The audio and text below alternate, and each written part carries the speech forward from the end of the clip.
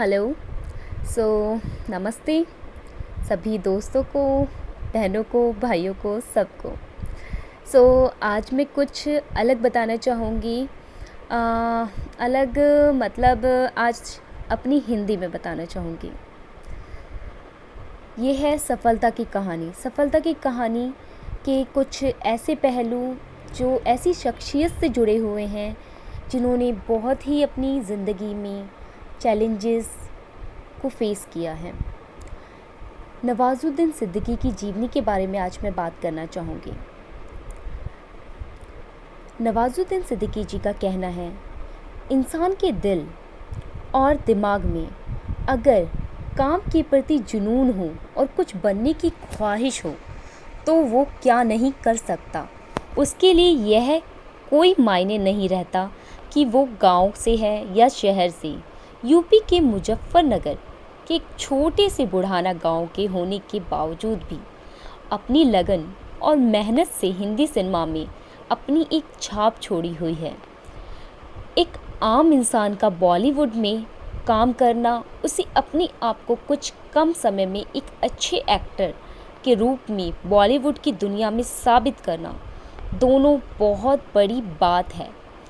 अगर एक आम इंसान बॉलीवुड उद्योग का सफल अभिनेता बन भी गया तो सोचिए कि यहाँ तक पहुँचने के लिए उसको कितनी मेहनत करनी पड़ी होगी। नवाजुद्दीन सिद्दीकी का जन्म 1974 में हुआ था, 19 मई को मुजफ्फरनगर के एक छोटे से गांव में हुआ था। वह अपने 9 भाई बहनों के साथ रहते थे। उनका जो जन्म था वो एक किसान परिवार में हुआ था। उनके 7 भाई और 2 बहनें थीं। उनका बचपन मुजफ्फरनगर की गलियों में गुजरा था और यहीं से ही उन्होंने अपनी बुनियादी शिक्षा प्राप्त की। फिर आगे की पढ़ाई के लिए वह हरिद्वार गए और वहाँ से नवाजुद्दीन सिद्दीकी ने गुरुकुल कांगड़ी विश्वविद्यालय से बैचलर ऑफ साइंस में केमिस्ट्री की डिग्री प्राप्त की। अपनी स्टडी पूरी करने के बाद वे छोटी मोटी नौकरी करने लगे, लेकिन नौकरी में मन ना लगने की वजह से वह कुछ ही समय में दिल्ली आ गए। नवाजुद्दीन सिद्दीकी का दिल्ली आने का मकसद केवल एक्टर बनने का था।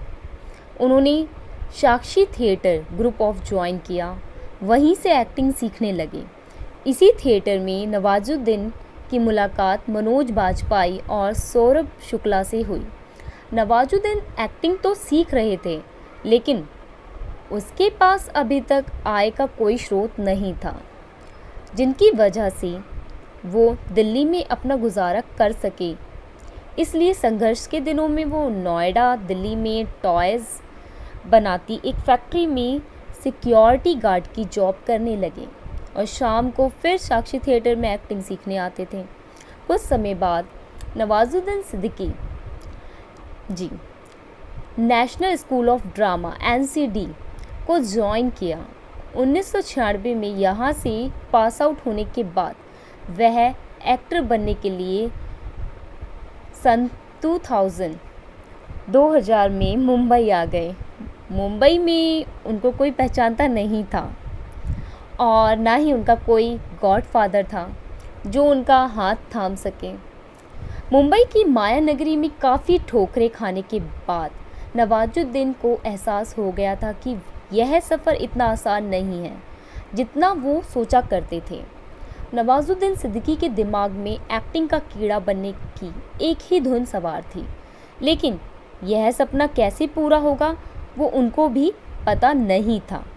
उन्होंने इसके लिए हार नहीं मानी और जहाँ भी फिल्म्स के लिए इंटरव्यू होते थे वह सिद्दीकी जी पहुँच जाते थे, लेकिन हर बार उनको रद्द किया जाता था। नवाजुद्दीन सिद्दीकी बार बार रद्द से थक गए थे और वापस गांव चल जाते थे। गांव वाले के ताने भी सुनने पड़ते थे।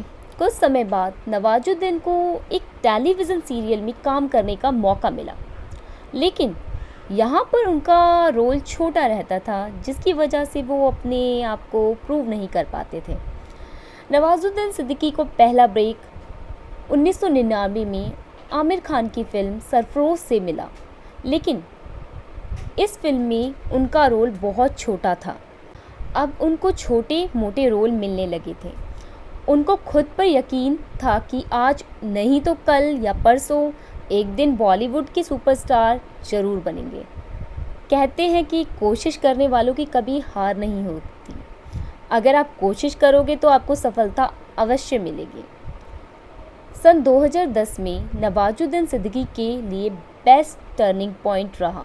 उनको 2010 में पीपली लाइव फिल्म के लिए पत्रकार के रोल में सिलेक्ट किया गया, जो उनके लिए बहुत बड़ी बात थी क्योंकि अब लोग उनको पहचानने लगे थे। उसके बाद उनको gangs of Wasseypur part 1 film से असली पहचान मिली। 2012 में रिलीज़ हुई एक ड्रामा फिल्म थी। उस फिल्म में उनकी एक्टिंग को काफ़ी लोगों ने सहारा। उसके बाद उन्होंने काफ़ी फिल्मों जैसे कि the lunch box, Badlapur, Bajrangi भाईजान, फ्रीकी अली, रमन राघव और रईस आज बॉलीवुड से लेकर हॉलीवुड तक उनके काम की प्रशंसा की जाती है। दोस्तों, अगर आप भी अपनी करियर लाइफ में लगातार फेल हो रहे हैं तो आप नवाजुद्दीन सिद्दीकी से ज़रूर सीखिए, और सीखना भी चाहिए, क्योंकि कहीं ना कहीं लाइफ में गिरते भी हैं, लेकिन गिरने का मतलब ये नहीं कि हम चलना भूल जाएं।